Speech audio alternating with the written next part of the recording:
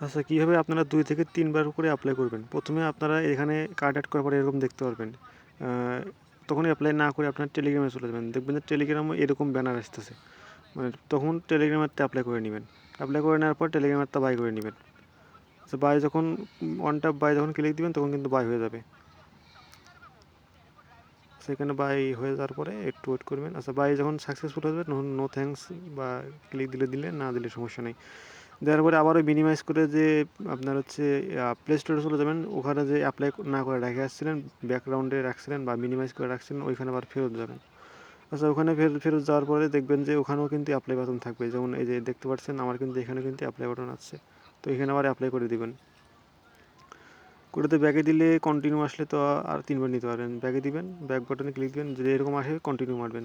৪০ কে আর থাকলে পরে কন্টিনিউ করে দিবেন।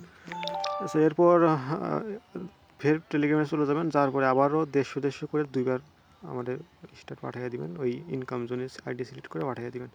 এরকমভাবে ২ থেকে ৩ বার নিতে পারবেন। আশা করি বুঝতে পারছেন। শর্ট ভিডিও তো একটু শর্টকাটে বলে দিলাম।